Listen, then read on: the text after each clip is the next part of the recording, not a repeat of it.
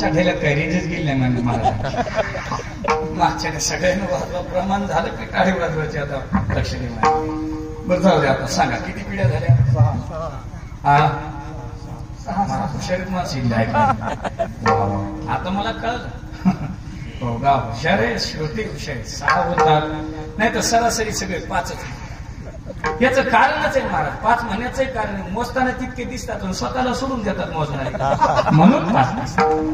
हो खरं सांगू तुम्हाला, या प्रमाणाचा अर्थ करत असताना फार गोड विषय मी ऐकला होता. स्वामीजी असं म्हटले, आपण सगळ्याची अडचण काय तुम्हाला खरं सांगू का? माणसाची प्रवृत्ती अशी आहे का माणूस दुसऱ्याचं मरण पाहूनही सावध होत नाही. ही मोठी अडचण आहे. ऐका होतं काय, नेमकी अडचण अशी आहे महाराज, या जीवनामध्ये तुम्ही कोणालाही विचारा. मी 2 मिनिटं जर आता बोलायचं ठरलंच तर बाबा तुम्हालाच बोलतो आता. काय नाव आहे बाबा तुमचं? दामोदर दादा. गावातलेच आहे? माकणीचे. मग काय वा. दादा तुमचं वय किती?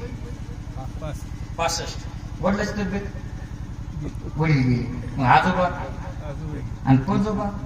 पंजोबा आहे. मी मुद्दाम विचारतोय बरं का, आता लक्ष देऊ नये. दादा तुमचे पंजोबा गेले, तुमचे आजोबा गेले, तुमचे वडील गेले. आता खरं सांगा नंबर कोणाचा?